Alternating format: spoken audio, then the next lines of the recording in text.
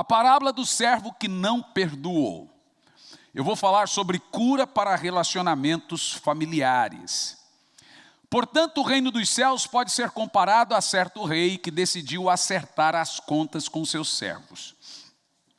Quando teve início o acerto, foi trazido à sua presença um que lhe devia 10.000 talentos. Porém, não tendo o devedor como saldar tal importância, ordenou o seu senhor que fosse vendido ele. Isso é a lei de Moisés. Se você deve para alguém, você ou paga ou será escravo desse seu devedor. Se a moda pega. Vendido ele, sua mulher, seus filhos e tudo quanto possuía para que a dívida fosse paga. O servo então, com toda a reverência, prostrou-se diante do rei e lhe implorou: sê paciente comigo e tudo te pagarei. E o senhor daquele servo teve compaixão dele, perdoou-lhe a dívida e o deixou ir embora livre. Entretanto, aquele servo que foi perdoado, saiu e encontrou um devedor dele, um de seus conservos, que lhe estava devendo 100 denários. Ele foi perdoado de 10.000. Agora ele encontrou alguém que devia 100 denários para ele. Agarrou-o e começou a sufocá-lo, esbravejando: paga-me o que me deves. Então o seu conservo, caindo aos seus pés, pediu: sê paciente comigo e tudo pagarei a você. Mas ele não queria acordo. Olha isso. Ao contrário, foi e mandou lançar o seu devedor na prisão, até que toda a dívida fosse paga. Quando os demais conservos, companheiros dele, viram o que havia ocorrido, ficaram indignados e foram contar ao rei, aquele que perdoou os 10.000, Então o rei, chamando aquele servo, lhe disse: servo perverso, perdoei toda aquela dívida, atendendo às tuas súplicas. Não devias tu, da mesma maneira, compadecer do seu conservo, assim como eu compadeci de ti? E sentindo-se insultado, o rei se sentiu insultado. Veja, falta de perdão insulta Deus. O rei se sentiu insultado e o rei entregou aquele seu conservo aos carrascos. Subentende, no termo bíblico aqui, verdugos, demônios.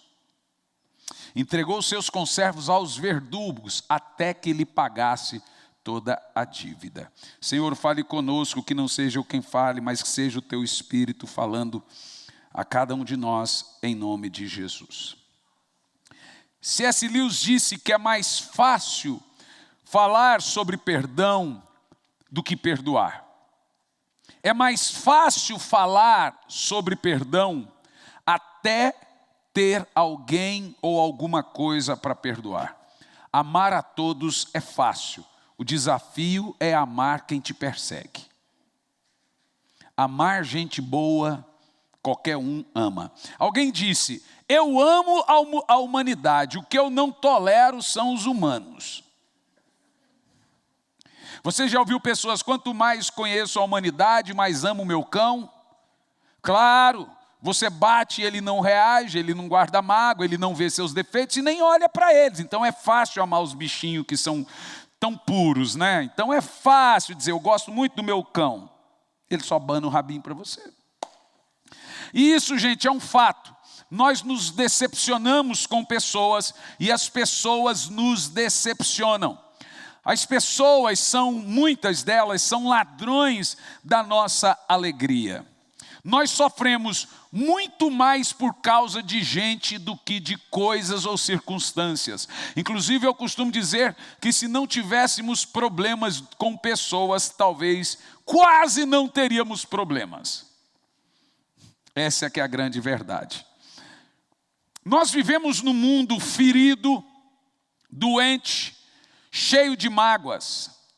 Mágoas entre os governantes, mágoas entre uma nação e outra, mágoa entre as tribos, mágoas entre as famílias. E eis que eu gostaria de mostrar a você em Malaquias capítulo 4, versículo 2, que, como eu disse naquela quarta, a última que eu estive, e que um dos motivos que a terra sofre com tanto revés e ira e maldição é por causa das brigas familiares. Malaquias 4, versículo 2. Põe a partir do 3. 4. Covid. 6. 6. E Elias, o texto assim, diz assim: eis que nos últimos dias enviarei o espírito do profeta Elias, e ele procurará fazer com que os corações dos pais se retratem perante seus filhos, e o coração dos filhos se converta aos seus pais. Olha o resto. Do contrário, eu virei e castigarei a terra com desgraça. Veja que as brigas entre pais e filhos atraem a ira de Deus, gente. É grave. Mas por causa disso faz parte de um grande avivamento, essa reparação, essa conversão, essa transformação de pais e filhos. O divórcio na Bíblia Sagrada, ele já é por si só fruto da dureza, ou seja, da incapacidade de perdoar. O pecado mais presente na igreja hoje, gente, é o pecado da mágoa. Vou te dizer de novo, magoar-se e mágoa é pecado e pecado grave. O pecado mais comum, ignorado pelos crentes hoje, é o pecado da mágoa. É o pecado de não perdoar. Eu gostaria de dar aqui algumas coisas para você. Primeira coisa, quem não perdoa, adoece. Por que nós devemos perdoar? Primeiro, porque faz parte da natureza do povo de Deus perdoar. Colossenses 3, versículo 13. Crente perdoa porque faz parte da sua natureza perdoar. Zelai uns pelos outros e perdoai-vos mutuamente. Caso alguém tenha um protesto contra o outro, quase nunca. Assim como o Senhor vos perdoou, continue a processar o irmão, amém? Não. Perdoai. Então, ser cristão é ter uma nova natureza, uma nova mente, um novo coração, uma nova vida. Quem não perdoa é porque ainda não pertence à família de Deus em toda a terra. Segundo lugar, por que devemos perdoar? Ainda de acordo com esse texto que nós acabamos de ver, devemos perdoar porque é comum termos queixas uns com os outros. Nossa ótica acerca de perdão, ela é distorcida. Nós pensamos sempre que as pessoas fazem algo para nós, quando também fazemos algo para elas. A Bíblia não diz que você tem queixa contra alguém. Ela diz que temos queixas uns com os outros. É tiro trocado. Então nós perdoamos porque nós ferimos e somos feridos. De acordo com o texto, em terceiro lugar, nós também perdoamos, porque somos muito perdoados. Não existe somente uma pessoa aqui que não tenha sido absurdamente perdoado por Deus. Aquele homem da parábola inicial do texto que nós lemos é Deus. A dívida são nossos pecados. E agora Jesus está deixando claro, assim é o vosso Pai que está no céu. Ele perdoou, você não vai para o inferno, você está salvo. Toda vez que você peca, você se arrepende, pede perdão, Ele te perdoa. Então agora o Senhor está dizendo, eu perdoei a pior dívida de todas que foi contra mim, e é o seu pecado, e continuarei perdoando. Agora alguém faz algo que não tem, que é inferior, absolutamente inferior ao seu pecado, e você não perdoa. Ou seja, você deve 10 mil e alguém te deve 100. E você está lidando como aquele que foi perdoado e agora não perdoa. A igreja, gente, é uma comunidade de perdoados. Não há um só salvo que não tenha sido perdoado. Negar perdão é atrair sobre si uma ira irrevogável de Deus. Olha o que Jesus fala: ofendeu o seu Senhor o fato dele ter sido perdoado e não perdoar. Então esse Senhor se sentiu ofendido. Você ofende a Deus quando você nega qualquer nível, qualquer tipo de perdão. Então Deus nos perdoou completamente de tudo, eternamente, para todo sempre. Deus apagou, afastou, desfez, esqueceu, sepultou no fundo do mar todos os nossos pecados. Como que nós podemos negar perdão agora? Agora, por que existe a recusa de perdoar? Um dos motivos, a maioria das pessoas não perdoam porque não acham justo. Elas pensam que o fato de elas perdoar, não é justo, que Deus vai perdoar e vai ficar por aquilo. Mas isso é um ledo engano. Te explico.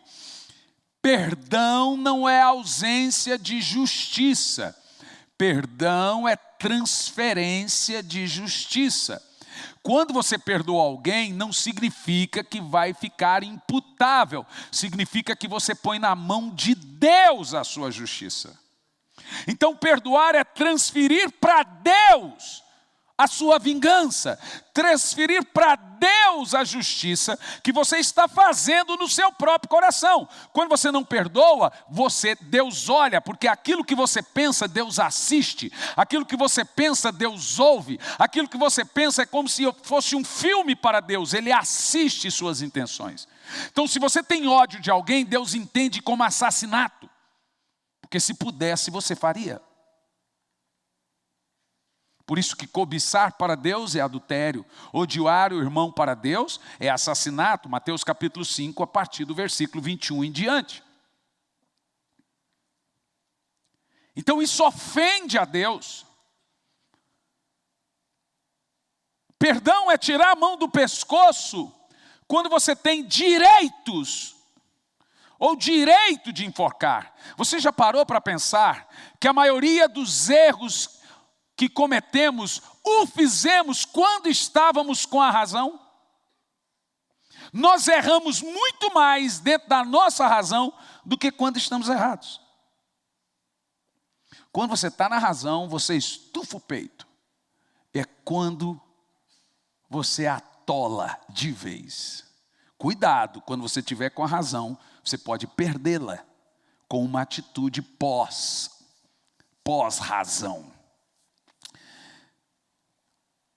Por que a recusa do perdão traz sérios prejuízos? Veja bem, em Marcos 11, versículo 25, quem não perdoa não pode orar. Marcos 11, 25, por favor, olha o que eu estou dizendo. Quem não perdoa não pode orar. Mas quando estiverdes orando, se tiverdes alguma coisa, ressentimento, mágoa, qualquer coisa contra alguém, perdoai. Mas o que a gente faz? A gente fala mal das pessoas para Deus. A gente fala mal de Deus para Deus. Senhor, por que isso? Como que o Senhor... Olha o que a Bíblia fala. Se você estiver orando, você deve perdoar no exato ato da oração, para que igualmente vosso Pai Celestial perdoe também as suas ofensas. 1 de Pedro 3, versículo 7, por favor. Ó, tia Márcia, meu chá acabou, viu? Ela trouxe um chazinho para mim aqui, ó. Tia, porque ela é professora, gente, tá? E diz assim, ó: exatamente da mesma maneira, vós maridos, aqui aperta o negócio. Porque existe um lugar aonde se choca mais ovo de serpente do que em casamento?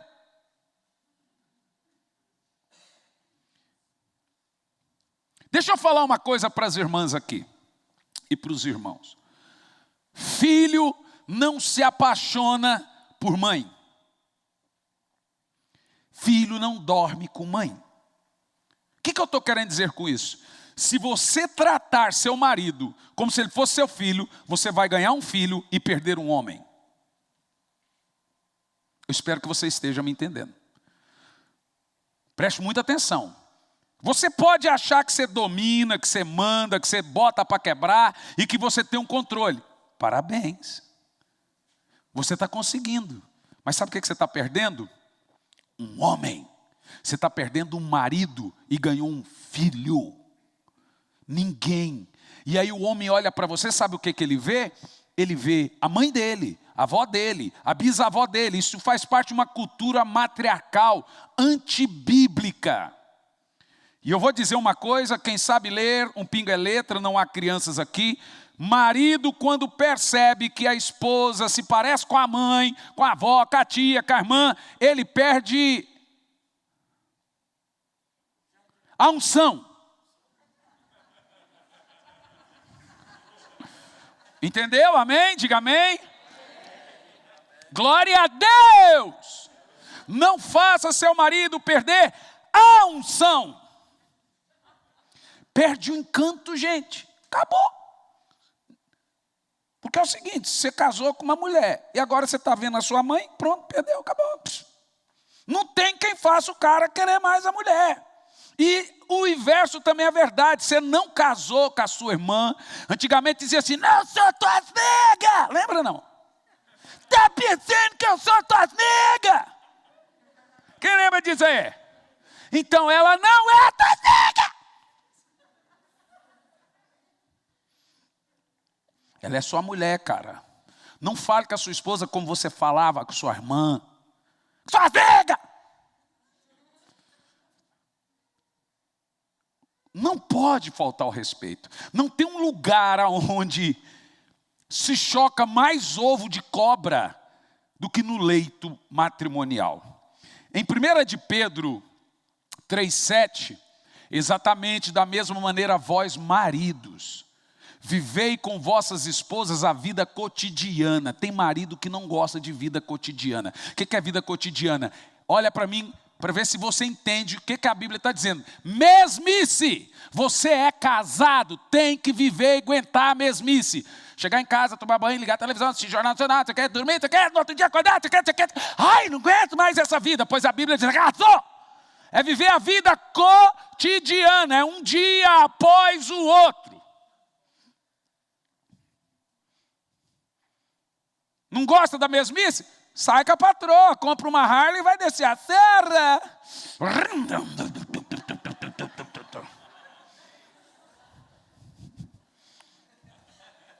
Tem gente que não aguenta a vida do dia a dia. Meu querido, deixa eu te dizer, viver com a sua esposa a vida do lar. Cotidiana. O texto está dizendo, o dia a dia. Ai, que chato. Pois é. Casou. Isso aí é igual máfia, só sai morto.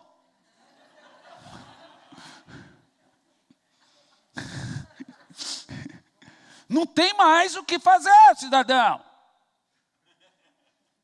É um dia após o outro, é viver o dia a dia. E diz mais, com sabedoria. Agora tem um negócio fantástico aqui, proporcionando honra à mulher, como parte mais frágil. Paulo era machista. Parece, porque tem gente que pega esse texto, usa como se fosse trecho de machista. Mulher não é sexo frágil. Bíblia mentirosa! É isso que você está dizendo. Quando a Bíblia diz que a mulher é sexo frágil, mais frágil, não está falando que ela é fraca, está dizendo que ela é fraca fisicamente. Isso aqui é na hora do sexo. Paulo está dizendo, cuidado para você não quebrar a bichinha. Não machucar, ela não tem a força que você tem, então não põe força excessiva. Gente, não é possível que eu tenha que desenhar o texto. Precisa. Não vai ser legal, vai ser um negócio esquisito. Mas está dizendo, na hora do sexo, entenda, a mulher não tem a força que você tem.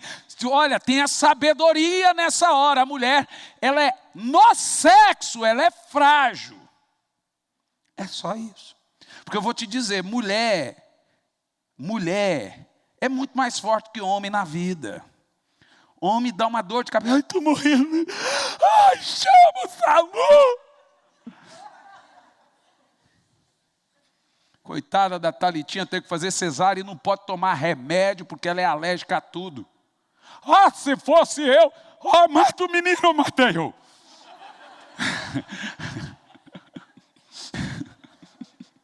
Fazer cesárea sem anestesia?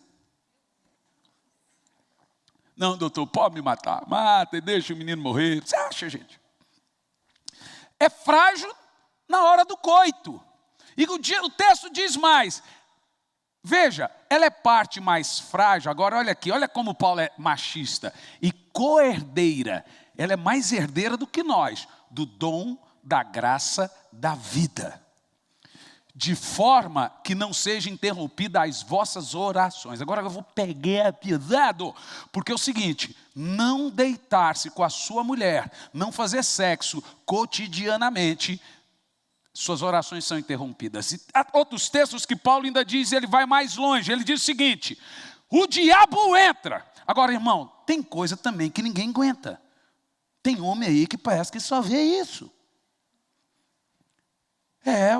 Tem situação aí que, mas aqui está o motivo porque muitas orações não chegam no céu.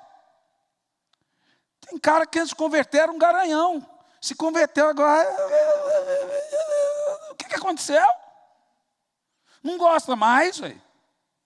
Então a Bíblia diz assim, se você não fizer sexo de maneira bíblica com a sua mulher, entendendo que ela, veja que tudo isso aqui é o ato do sexo, ela pode ficar grávida e etc. De forma bíblica, as suas orações nunca chegarão até Deus. Primeiro, você tem que fazer sexo. Sexo antes do casamento é pecado. Depois do casamento, não fazê-lo é pecado. Entendeu o que eu disse ou não? A Bíblia não só manda, ela não diz a maneira, ela diz que você tem que fazer. Ai, pastor, minha mulher tem dor de cabeça. Olha, já vá com comprimido, pronto. Amor, o que foi, amor? Hoje eu lhe trouxe um comprimido, ela já entendeu. O dia que for o dia do negócio, já vá com um copinho. O que foi, amor? Não, aqui eu já trouxe para você aqui um comprimidinho. Ela já entendeu, ela já sabe que naquele dia ela não pode dormir de malha. Irmão, malha é uma obra do diabo. Quem inventou roupa de malha foi lá no poço do abismo. Que é isso, gente? Não é possível. Malha não é de Deus.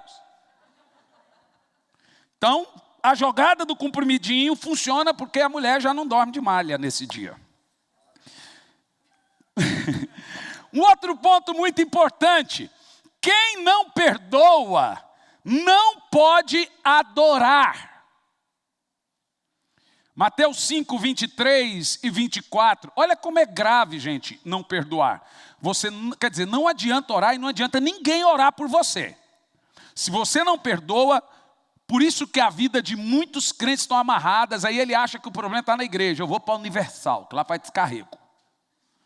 Não, eu vou para a Quadrangular, que lá tem as correntes de 35 semanas. Não, eu vou para Deus e Amor, que lá, demônio, sai. Não, o cara... Um tempo desse eu abri a Bíblia de uma parente minha, tinha uns 80 envelopes, cada um de uma igreja, de campanha que ela fazia. Falei, resolve. Será que não é você que tem que mudar, não? Qual campanha que resolve com gente chata? Com gente que não ora, com gente que não muda, com gente que acha que o mundo gira em torno dela. Não tem oração que resolve. Será que você não precisa entender certas coisas diante de Deus? Pois o meu perfil não é esse de ver e deixar passar. Eu não deixo as pessoas pecando sozinhas à vontade. Eu sou de falar. E eu vou te dizer uma coisa. Quem não perdoa, Não adianta orar e não adianta ninguém orar por você. Não adianta lambrecar a cara com óleo cheiroso, mirra disso, mirra daquilo outro, tem mirra para isso, tem um monte de mirra. Não adianta pôr mirra azul, roxa, amarela, tem mirra de tudo que é cor. Não adianta subir no monte, não adianta descer no monte, não adianta água de Israel, areia da Judéia, não adianta 90 batidas na porta da graça, não adianta o martelinho de Cristo, não adianta o cajado de Moisés, de Arão, de Elias, não adianta. A vida de quem não perdoa é amarrada, porque a Bíblia diz que a oração dele não chega. Quem não perdoa não adora, o culto de quem não perdoa não é culto. Vamos lá o texto. Assim sendo, se trouxeres a tua oferta ao altar, e te lembrar que teu irmão tem alguma coisa contra você, presta atenção, não é você que tem algo contra alguém. É muito importante frisar isso. Mas se ele tem algo contra mim, o problema é dele, deveria ser. Mas você deve investigar e saber, o que eu te fiz, ô criatura amada do Senhor.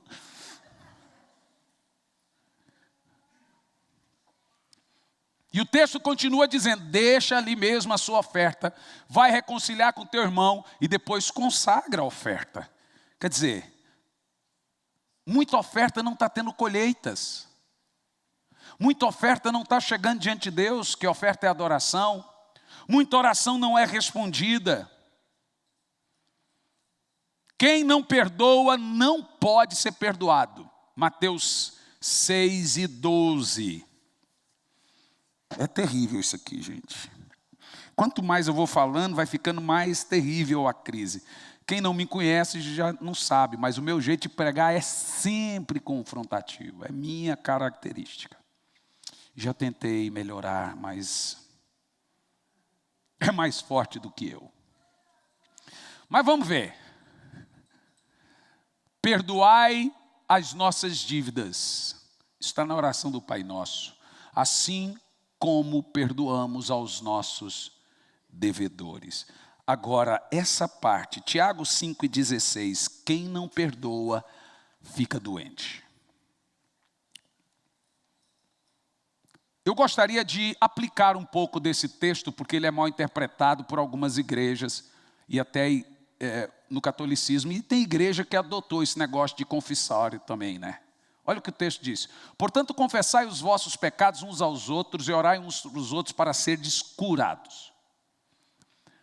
A súplica de uma pessoa justa, acho que é um texto antes. O 15, põe o 15 por favor, vamos pegar o contexto. Isso. A oração feita com fé curará o doente, o Senhor o levantará. Se houver cometido os pecados, serão perdoados. O texto está dizendo o seguinte, para você ter seus pecados perdoados, você tem que pedir perdão para Deus. Agora depende, porque o verso 16 fala, quando eu peço perdão a Deus, que resolve, e quando eu peço perdão a Deus e não resolve eu pedir perdão a Deus. O texto não está dizendo para você confessar seus pecados para todo mundo. Você tem que confessar o seu pecado para quem você pecou. É isso que o texto está dizendo. Vou te explicar como funciona. Confessai uns aos outros. Se ofendeu alguém, não adianta pedir perdão para Deus se você feriu fulano. Mas alguns pastores entendem assim, você precisa procurar alguém confessar seu pecado. Qual é a regra bíblica para ser perdoado e para perdoar pecados? Vou te explicar qual que é a regra bíblica. A Bíblia tem 3 tipos de disciplinas. Primeiro, quando o irmão peca, ele é pego no pecado e ele é chamado para correção, e ele aceita aquela correção da disciplina que a Bíblia diz, ali sozinho ele, Deus, não precisa mais ninguém saber. É o que Paulo fala, não precisa, está resolvido. Se ele não aceitar, você chama 2 ou 3 testemunhas. Falou, estou corrigindo fulano, ele não está aceitando, então quero que você participe dessa conversa. Se ele ainda não aceitar, em terceiro caso, você chama diante da igreja e fala, fulano ali está fazendo negócio, ciclano está fazendo, eu preciso que a igreja saiba. Por que a Bíblia fala isso? Porque os irmãos sérios vão ver que um pastor não é um jaguara que faz vista grossa pelo pecado dos outros. Vai ver que o cara não aceitou porque ele não quis. Entenderam qual é a jogada de Deus? Então é assim, ó, não é para expor ninguém ao pecado, não precisa, mas quando a pessoa, todo mundo está vendo fazendo coisa errada e o pastor finge não vê, pega mal para o pastor. Então, ó, gente, quero que você saiba que foi corrigido, não aceitou, então o problema agora é dele e Deus. Diante da igreja. Agora, quando é pastor, líder, que peca, a Bíblia pula todas essas alternativas. Quando um pastor peca, a Bíblia já fala de cara: leve-o perante a congregação para que os demais temam. Então você, não importa o pecado, você nunca corrige, disciplina um pastor em secreto, sem que ninguém saiba o que ele fez. Ah, mas aí escandaliza. Você que pensa. Acobertar pecado escandaliza. Quando você trata pecado assim, o povo fala: essa igreja é séria. E como que você corrige? Em amor. Fulano vai ser tratado durante um ano e meio, depende do nível de pecado, vai continuar participando das reuniões, se recebe salário da igreja, continua recebendo, não pode faltar reunião, até ele voltar às suas posições naturais. Mas o povo tem que ver que igreja existe disciplina. Tiraram, gente, a disciplina da igreja. Agora você passa o pano e tem igreja aí que o cara pecou, você muda ele de igreja. Tem umas que até promove. Você quer ser promovido, só pecar. Então assim, o cara está fazendo coisa errada, você muda ele de igreja. Gente, eu já lidei com muitas vezes com esse tipo de situação na nossa comunidade. O cara pecou lá nos, não vou falar onde, né? Quase fala aí. E a placa da nossa igreja. Ele traiu a mulher. Falei, ó, tô indo aí. Você vai ficar 1 ano e meio no banco, vai continuar recebendo, mas eu vou pôr um pastor interino aí por esse período, mas eu vou te corrigir diante de toda a igreja. Não, minha mulher já sabe, você precisa. Resultado, quando eu comprei a passagem, quando eu estava indo, ele falou, não precisa, eu já tirei a placa. Mais fácil, né? Porque quando você não muda de vida, você muda de teologia. Teve um outro também que não aceitou a disciplina, tirou a placa da igreja, não tem problema, pode tirar. Pode tirar. Esse cidadão está preso hoje. Não vou dizer os motivos, etc., mas Deus não aceita, gente, você pegar pecado e jogar debaixo do tapete, como se nada... Todo pecado tem consequências. Você disciplina seu filho, como é que a gente não vai disciplinar quem faz coisa grotesca? Se é líder, aí tem que ser disciplinado. Isso não é falta de perdão. Isso é respeito com os irmãos da igreja. É respeito com Deus. Como alguns dizem, essa igreja aí de graça é só o nome. Não é, nós somos bíblicos. Agora a Bíblia deixa claro aqui, ó, um outro texto, ó. Quando você pede perdão para alguém que você errou, isso te traz o quê? Cura. Funciona o seguinte, você errou com alguém e não pede perdão, você vai adoecendo. Você precisa retratar-se com alguém que você provocou dano. Não adianta pedir perdão a Deus se você traiu a sua esposa. E alguém acha que você não deveria fazer isso, que o casamento vai destruir. Se você traiu a sua esposa, o seu casamento já acabou, ela que não sabe. Se você traiu o seu marido, não tem casamento. Você pensa que, mas não tem. Ah, mas ele vai me deixar. Bom, é o ônus, mas existe uma vantagem. O diabo vai sair dele. Todas as vezes que eu fui lidar com casamento, com adultério, etc., e houve essa situação de pedir de perdão, nenhum teve divórcio.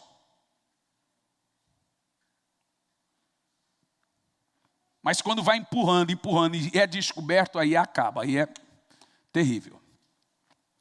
Então nós temos que lidar de forma séria nessa questão do perdão, gente. Temos que lidar de forma séria e bíblica nessa questão do perdão. Porque pecado feito em oculto é gritado do telhado. Pode durar 10 anos, 15 anos, 20 anos, 40 anos. Uma hora ou outra Deus joga, porque Deus não vai deixar. Ah, mas, bom, a pessoa traída é inocente e Deus não admite injustiça. Você encoberta o pecado, para Deus isso é injusto. Você fere alguém, não adianta pedir perdão para Deus. Você tem que procurar essa pessoa. Falar, ó, errei com você. Se ela sabe, peça perdão. Se ela não sabe, você tem que confessar e pedir perdão para quem você agiu. É isso que o texto está dizendo. É uns aos outros. Você magoou alguém, procura quem você magoou. Mentiu para alguém, traiu, roubou alguém, defraudou. Essa pessoa tem que saber o que você fez. Isso se chama reparar, restituir no reino espiritual. Porque enquanto isso não acontecer, sua vida vai continuar amarrada. Por isso que tem gente aí, ó, que você fala, não é possível, por que a vida dessa pessoa não vai para frente? Não vai para frente porque ela está encobrindo coisas. E não vai, gente, não vai. Não tem intercessão que resolve quem esconde a coberto o erro. Não tem. Você quer ver mais uma coisa? Mateus 18:34 e 2 Coríntios 2:10. Põe Mateus 18:34, depois 2 Coríntios 2:10. Quem não perdoa é flagelado por demônios. A parábola toda é espiritual. Diz aqui, ele se sentiu insultado. Esse rei é Deus. Entregou o seu servo aos carrascos. Quem é os carrascos aqui, gente? Na parábola espiritual. Quem não perdoa, ele é escravo de demônios. 2 Coríntios 2, versículo 10. Se perdoares alguma coisa a alguém, também eu te perdoo. E aquilo que perdoei, se é que havia alguma falta a ser perdoada, perdoei na presença de Cristo, por amor a vós. Então todo perdão é na presença de Cristo e a falta dele também é na presença de Cristo. A terapia do perdão. Eu vou concluir aqui, porque eu vou entrar hoje, terminando aqui essa próxima parte, eu tive que fazer todo esse pequeno sermão de perdão, porque falar com rejeição de mãe é mais complicado que falar sobre rejeição de pai. O pai lembra-nos o abraço, a mãe o colo. A Bíblia diz, pai de órfãos é o Senhor, cuidador de viúvas. Gente, há um texto na Bíblia, de Jesus, em Mateus 24, Marcos 9, sobre o final dos tempos, que me deixa muito perplexo. Nos últimos dias, os homens desmaiarão de terror, na expectativa das notícias que virão. Qual é o nome disso? Qual é o nome? Quem é que desmaia de terror, de expectativa ou por notícias? Qual é o nome disso? Crise de pânico. Crise de ansiedade. Nesse final de semana, pregando em Brasília, fomos almoçar, ali no jantar, né, no camarim. Depois do culto, eu, o Jean, o pastor, a pastora, etc. De repente, uma menina de 13 anos praticamente meteu o pé na porta. Pá, entrou com tudo. Olhou, eu estava sentado e falou, quero falar com ele. 13 anos. Pegou a cadeira, colocou na minha frente e sentou de frente para mim. O Jean atrás, o pastor, a pastora, todo mundo ficou sem reação. A menina disse, olhando para mim, eu sou suicida. Eu tentei suicídio 3 vezes. Olhe bem, eu sou toda cortada. E eu vou me matar. Sou rejeitada por pai, por mãe. Fui abusada na escola. E foi falando. Gente, aquilo foi... Aí todo mundo estava chocado. Primeiro que ela foi muito corajosa. Ela enfrentou e entrou e sentou. Mas eu saí daquilo... Fui para o hotel e fiquei pensando, gente, essa não é a promessa de Deus para nós. E no domingo eu vou trazer uma mensagem tão poderosa. A igreja precisa voltar a ter poder, gente. A promessa de Deus para nós não é que nossos filhos seriam suicidas, drogados, rebeldes. É que eles seriam profetas, teriam visões. Não é que os nossos velhos seriam deprimidos, ranzinzas. Eles teriam sonhos. Eu não posso aceitar isso. É porque está faltando voz profética na nossa geração.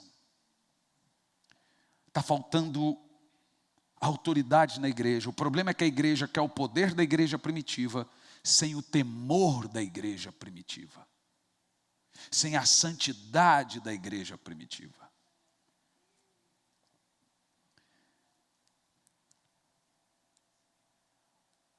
Você lidar com rejeição de pai é um nível. Com rejeição de mãe é outro nível. Eu sei que eu vou ter que tomar muito cuidado com o que eu estou falando, porque a minha mãe assiste os cultos. As irmãs dela assistem o culto e pensam que eu estou difamando. E aí vira um inferno. Mas ainda assim é verdade. Então eu vou ser bem ponderado. Mas eu vou contar a história de um filme. Se chama Eu Só Posso Imaginar. Que é bem parecido com o meu. Aí vocês vão entender o que eu estou falando. O menino chegou em casa, tinha um furgão na porta de casa, e a mãe entrou dentro do caminhão e foi embora e deixou ele com o pai que era alcoólatra. E o filme se passa tudo nesse menino se superando. É a história do vocalista da banda Mercy Me, daquela música tão linda, Only Imagine. Uma banda evangélica, tá, gente? E o filme é maravilhoso, tá na Netflix. Vocês assistiram aquele filme Somos Todos Iguais? Gente, meu Deus, aquilo é a minha vida. Porque eu falo isso a vida inteira. Você não ajuda o morador de rua para mudar a vida dele, não, gente. Você ajuda o morador de rua para dizer que você está ali. Você não muda a vida de ninguém dando um prato de comida.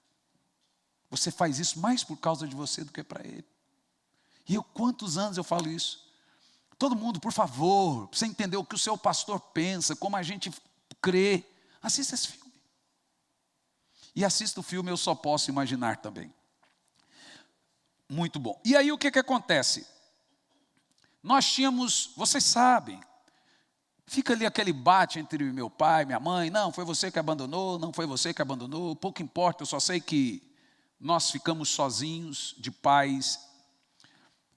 E algumas histórias nos vêm à memória.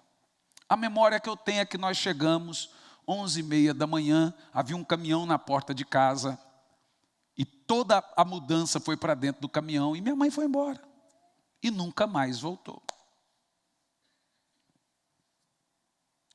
A falta do colo, porque mãe é colo, pai é abraço.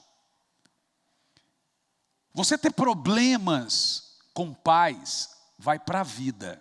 Escute bem o que eu estou te falando. Você pode ter pais presentes, porém ausentes, e você pode ter pai ausentes, porém presente.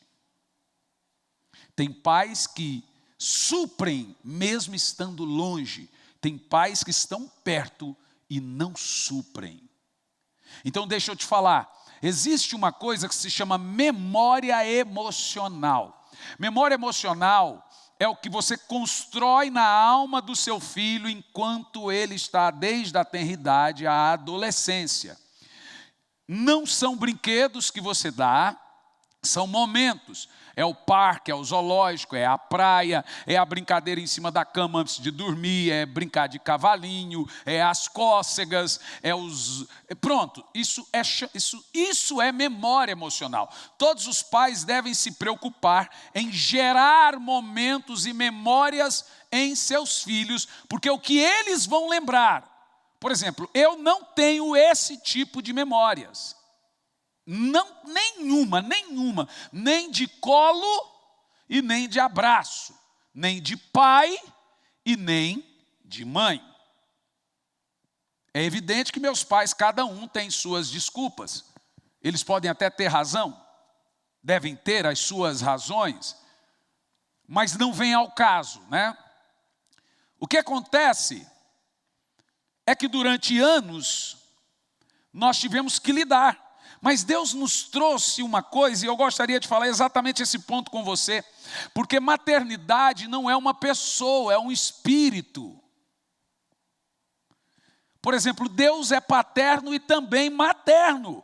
Você vê vários textos na Bíblia, Jerusalém, Jerusalém, quantas vezes eu quis te ajuntar, como uma galinha junta os pintainhos. Isso é um espírito materno, embaixo das minhas asas. Então, maternidade é um espírito, é como você lida com a pessoa. E a maternidade é colocar no colo, é passar a mão no cabelo, é criar, é ser protetora, é dar o carinho, não demasiado. Mas isso é maternidade, que de acordo com o apóstolo Paulo, só a mãe e Deus tem. Por isso que ela é co-herdeira do dom da vida. Só mãe e Deus da vida. Que coisa... Não, irmãs, não é possível. Não, amém. Não. Ave Maria. Pelo amor de Deus, hein? Vocês estão num ânimo que eu vou dizer, viu? Vou dizer de novo, gente. A Bíblia diz que só a mulher é co-herdeira de Deus nesse dom. Aí, tia Márcia, é assim que se faz. Estou sentindo a falta dela aqui pertinho, aqui, ué. Ô, gente, e a maternidade, deixe-me te falar sobre a rejeição materna.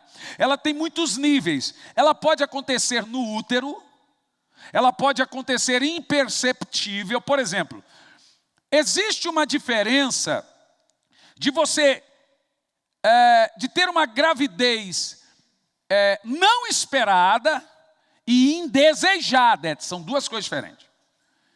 Não esperava não significa que é indesejada. Muitas vezes acontece no útero da gravidez não ter sido esperada e de forma automática rejeitar. E a rejeição é um espírito. Quem nasce, quem recebe o espírito da rejeição, ele tem mecanismos que ele leva para a vida. Rebelião, são pessoas difíceis de lidar, são pessoas que precisam de autoafirmação, são pessoas que querem que a atenção seja só para elas. Isso é rejeição. São pessoas que sempre reagem assim, porque ela criou uma casca e agora é a maneira dela agir. Cuidado para você não A Bíblia diz que Jesus teve 3 coisas nele. Isaías 54, versículo 4. Ele era desprezado, rejeitado e menosprezado. Isaías 54, versículo 4. 53, versículo 4. Covid. 53, versículo 4. 53, versículo 4. No entanto, suas dores eram nossas próprias enfermidades que ele carregava em seu ser. Sobre o seu corpo levou todas as nossas... Volta um pouco. Alzheimer. Não, é Covid. Vamos ler agora todos. Pelo contrário, ele foi desprezado, rejeitado pelos homens. E aqui temos uma outra palavra. E menosprezado. Nosso Senhor soube lidar com isso. O fato... Você precisa entender que é muito perigoso a maneira como que você reage a uma pessoa quando você não se importa com o que é importante para ela. Isso é menosprezo. Quando você não procura a sua esposa, isso é desprezo e também rejeição. Qualquer pessoa pode ter um espírito de rejeição, mesmo depois de velho. E aí entra demônios no lar. É grave. Não menospreze, não despreze, não rejeite. O Senhor é vingativo desse tipo de coisas. Não rejeite seu marido, não menospreze. Não menospreze a dor de ninguém, gente. Não existe. Ai, bati o cotovelo. Doeu muito. É uma dor daquela hora. Cortou o braço. É uma dor. não existe dor grande ou pequena, existe a dor do momento, é dor. Dor é dor. E eu disse naquela quarta-feira que a dor da rejeição, ela afeta o mesmo nervo no neurotransmissor aonde afeta todas as dores. Então, ser rejeitado é sentir como se foi amputado, como queimado, é uma dor como outra terrível. Rejeitar no ventre, às vezes é consciente e inconsciente, mas é real. A criança nasce com o espírito de rejeição. Se a mãe rejeitou a criança, se ela não se arrependeu, não pediu perdão para a criança, ainda tem tempo. Ela cresce, porque foi uma gravidez não esperada, pode se tornar uma gravidez indesejada. E aí entra uma rejeição. E aí a pessoa cresce com aquele espírito de rejeição. Outra coisa, de forma imperceptível, naquela quarta-feira eu falei que Jacó nem disfarçava que ele não gostava dos filhos de Lia e amava mais José do que os outros. Está certo isso? Está certo? Por quê? Porque Lia, a Bíblia diz que Lia era feia. E Raquel não podia dar filhos, depois ela deu 2 filhos. Lia enganou Jacó? Claro que enganou. Pôs o véu e só tirou o véu depois que a vaca foi para o brejo. Aí não tinha mais o que fazer, né? Agora, ele rejeitar, gente, entenda o que eu vou te dizer, isso vai para pais separados. Existe ex-mulher? Existe. Não existe 2 ex. Não existe ex-sogra. E não existe ex-filhos. Toda vez que você casa, você acumula sogra. Mas eu vou esquecer das sogras, porque a minha é uma mãe. Eu quero dizer para você o seguinte, ela não está aqui, por isso que eu falei, né? Bom, eu não deveria ter dito isso, né? Ela vai se achar. O que eu vou dizer para vocês é o seguinte, não existe ex-filho. Porque os pais se separam, casa e faz filho com outra família e vão esquecendo e rejeitando os filhos da ex, porque pegou raiva, pegou birra, e isso é demoníaco, meu querido, pelo amor de Deus. Você precisa ter o mesmo nível de relacionamento que você não existe ex-filho.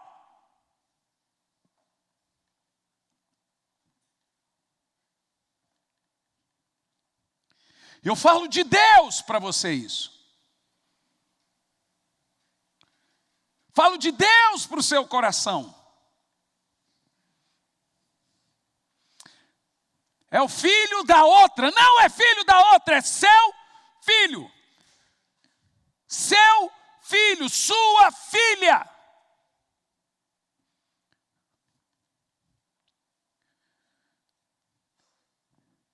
Ele é a futura, eles são a futura geração e nós somos responsáveis pelas reações emocionais daqui 30, 40 anos, porque nós criamos monstros ou seres humanos. Nós criamos monstros ou seres humanos. Se você é padrasto ou madrasta, não seja nenhum nem outro. Seja pai e seja mãe. Você não sabe o que é ser filho de pais separados, ou como é constrangedor para um filho ter um padrasto e uma madrasta. Você não sabe. Então olhe com os olhos da graça, com os olhos de Cristo, que aquela criança, ela vive um trauma. Ela vive e até ela crescer, ou se cresceu, sei lá, ela vai viver com aquilo. Então a paciência, você tem que ter o Espírito Santo para lhe dar sabedoria, para você lidar com aquela dor que essa criança tem, se você é madrasta ou padrasto. Pelo amor de Deus, eu te peço, não lide com filho da sua esposa ou filho do seu marido, como se não fosse da minha conta. dê a graça, dê o amor, e você vai colher nos seus filhos. Eu acho que você me entendeu. Acho que você me entendeu. Você vai colher nos seus filhos. Glória a Deus. Você quer o bem para os seus filhos? Trate bem os filhos da sua esposa ou os filhos do seu marido. Agora eu falei cheio do Espírito Santo para você. Isso é do meu amor para o seu amor. Mãe não é um sexo, é uma graça. Entendeu o que eu disse? Você entendeu o que eu disse? Só pode dar colo mãe.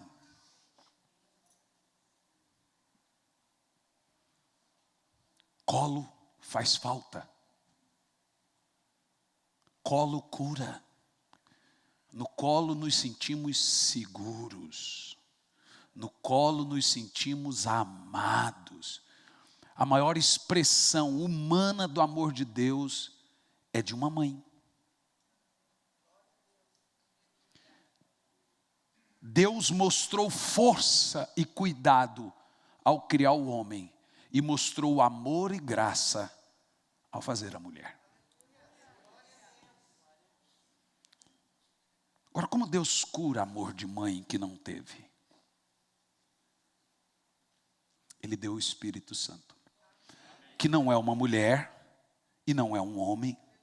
Mas o Espírito Santo tem todos os atributos de cuidado, ciúmes, afago que deveria ter uma mãe. Que coisa linda, né, gente? É Ele que nos nana. É Ele que passa a mão na nossa cabeça. É Ele que faz carinho. Ele que fala, deita aqui no colo. Eu sou seu curador. Sou seu consolo. É o Espírito Santo, meus amados. Mãe, preste muita atenção nisso. Quando a minha mãe entrou dentro do caminhão, eu peguei a Ruth. Falei, leva ela só tem 4 anos. Ela tirou a Ruth do caminhão. E eu comecei a xingar ela de tudo que você possa imaginar. Eu acho que tinha lá meus 9 para 10 anos. Ela falou, vou te bater. Eu peguei um pedaço de pau e falei, agora vem. Pode vir. Mas aquilo durante toda a minha vida foi a minha memória. Está vendo? A minha memória emocional era isso. Falei, agora vem, vai me bater? Não é mais minha mãe, tenta. Durante um tempo, você vê como que funciona. Eu vivi com um fantasma do tipo assim. Essa mulher vai me trair. Eu tive só 3 namoradas. Na terceira eu casei, mas teve uma fase entre eu e a pastora Elisandra que a gente terminou e aquilo para mim foi um caos. E aí eu fui namorar com uma menina num lugar aí e fui gordo. Levei um par de guapos, che, que eu vou te dizer. Quem nunca, né? Aí você ri porque não foi com você. Mas eu sempre, durante o meu 20 anos de casado, foi difícil. Mas quando eu fui casar, peguei um amigo, que na época era o pastor Marcos Godoy, que a gente chamava de Marcos Dodói. Ele era todo meloso, você lembra dele, né? Um homem de Deus. E fomos lá em Caldas Novas. Fui visitar minha mãe. Eu tinha que restituir. Eu chamei ela para a briga, peguei um pedaço de pau.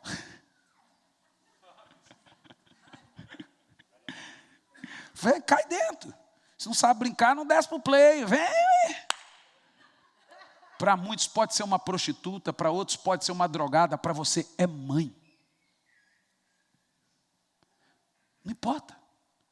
E eu fui lá, falei, eu não vou entrar num casamento com esse tipo de situação. Não. Se minha mãe quer ter um problema comigo, ela vai dar conta diante de Deus. Meu coração está livre. Mas eu não vou ter problema com ela. Ela tem comigo, ela tem com ela. A história, a culpa, o peso na consciência, a gente entende tudo isso. Que as ações e reações dela é por culpa. Então não dá para ter convivência por causa dessas reações. Mas eu fui lá, sentei, Falei, eu estou aqui para lhe pedir perdão, porque eu vou me casar. Então me perdoa do quê? Só lembra? Eu nem lembrava. Pois a mim está fresquinho na memória. Me casei, mas durante muito tempo, muitas reações minhas era por falta do senso materno. Eu tenho uma esposa que é uma dona de casa, uma mãe, uma santa. Eu acho que estou casado com a Anja. Mas a minha esposa é a seguinte: você está bem, amor? Olha, meninos, deixe seu pai descansar. Ela faz tudo o ambiente, ela cria um ambiente para que eu me sinta bem. Você está bem? O que você quer comer? É assim a vida toda, há 20 anos. Se eu fizer o meu prato de comida, ela vai falar, o que eu te fiz? Estou falando, gente, vocês têm uma santa para a tua pastora. É verdade, gente. Eu posso estar na mesa, ali está a panela, ali está, ela pega meu prato, ela faz o prato. Eu nunca pedi isso.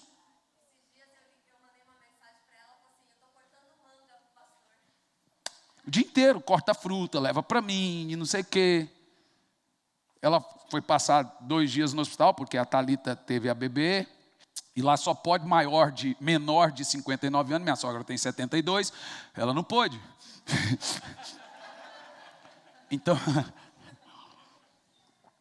Então ela foi, mas ela deixou tudo, as frutas, tudo picadinha, tudo arrumadinho, tudo não sei o quê, no seu lugar, tudo não sei o quê, só pegar, está tudo certinho. Mulher de Deus. Quer dizer, nada do que a Bíblia não diga que as mulheres não deveriam ser. Mas as mulheres preferem competir com os homens. Não sou tua empregada. Não sou tua escrava. Bom, eu nunca pedi para minha esposa ser assim. Ela deve ser porque ela também deve se sentir amada e protegida. É tiro trocado. Mas eu recebi uma grande colheita um dia desse tipo de cuidado de Deus. Em todo lugar que eu passei, Deus pôs uma mulher com espírito materno para cuidar de mim. Eu me lembro de todos. Lá em Goiânia tinha eu e meu irmão morávamos na igreja, e assim, tudo esculhambado.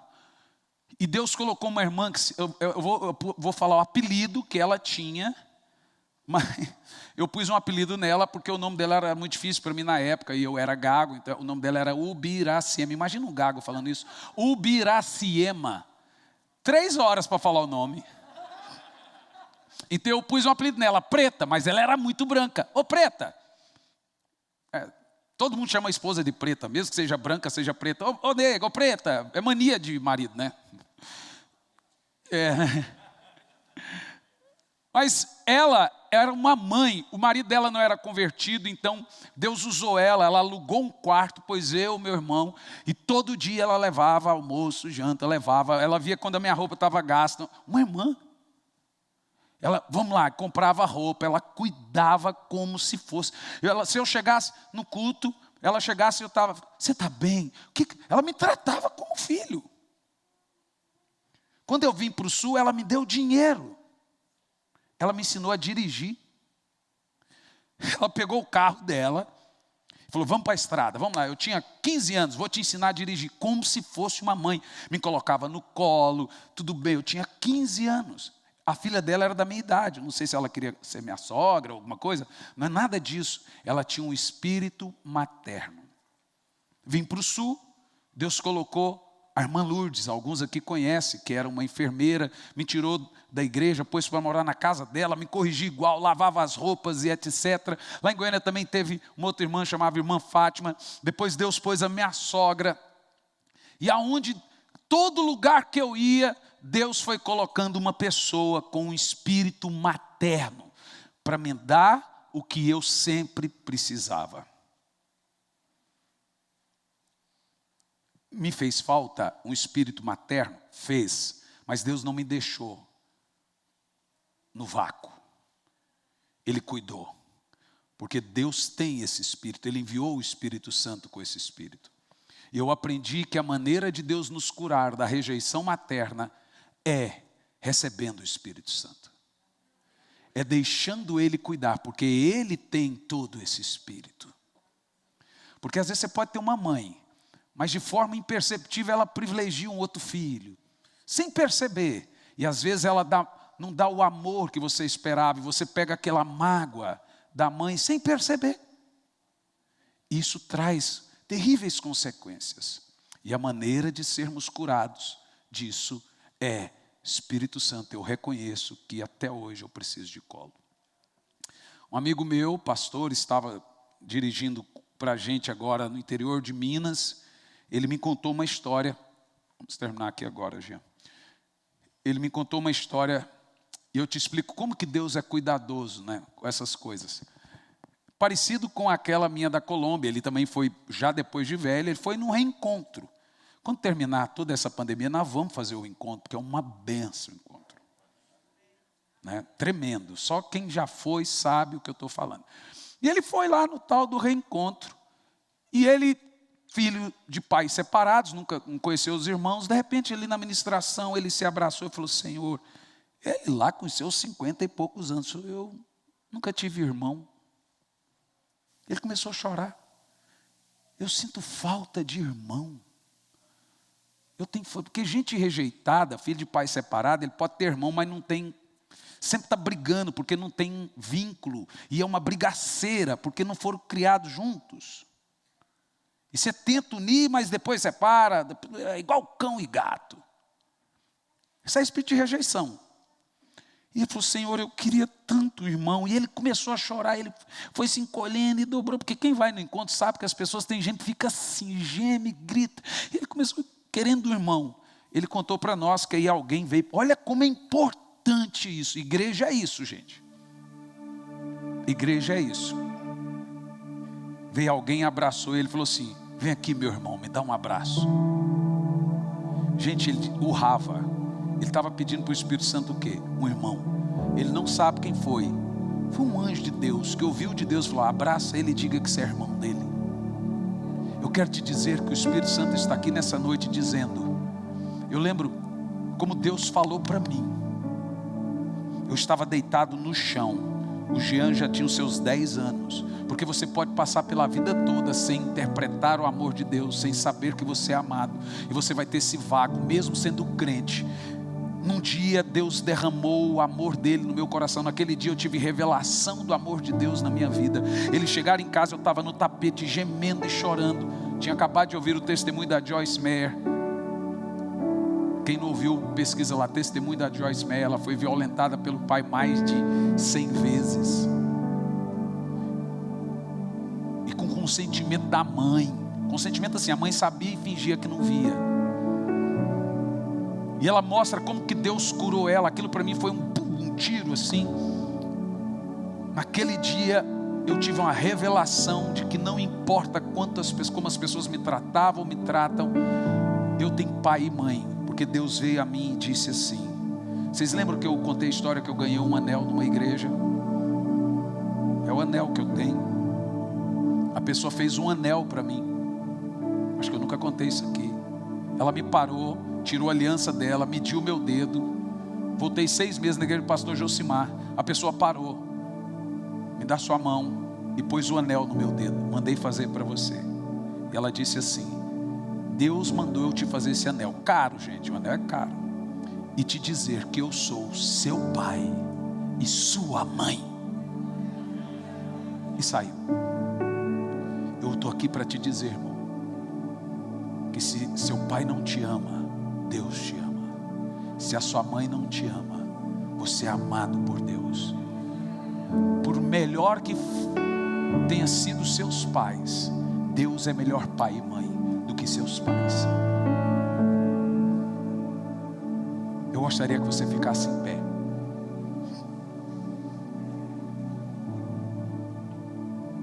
Sabe como que a gente lida com pai e mãe? Dando a graça. Meus pais nunca pediram perdão. Graça é isso, é perdoar sem que alguém lhe peça. É favor imerecido. Só perdoa quem tem revelação da graça. Graça é perdoar sem merecimento. Por isso que antes de eu falar sobre falta de paternidade, eu tive que falar sobre perdão, porque perdoar a mãe é mais difícil. Porque ninguém espera ser abandonado e rejeitado por mãe. Por pai é mais comum, mas por mãe não. Por mãe não. quero que você venha à frente, não tenha vergonha, não importa se é pastor, se é crente, eu quero que você seja batizado com o amor do colo de Deus. Pastor, eu tive problema com a minha mãe, ou eu tenho problema com a minha mãe, ou eu não tenho mãe, e eu preciso que o Senhor me cura dessa ausência. Eu quero orar por você. Venha aqui à frente. Pode vir. Eu quero que você se lembre, traga as suas memórias agora. As pastoras ou os pastores, quando vierem, vem por trás, põe a mão no ombro, tá bom? Olha aqui, ó, um homem desse tamanho chorando assim. Gente, isso é culto. Sabe o que é isso? É cura, ó. Isso é um encontro com Deus. Isso, meu filho, chora. Chora, chora muito. Vem cá, você, vem cá.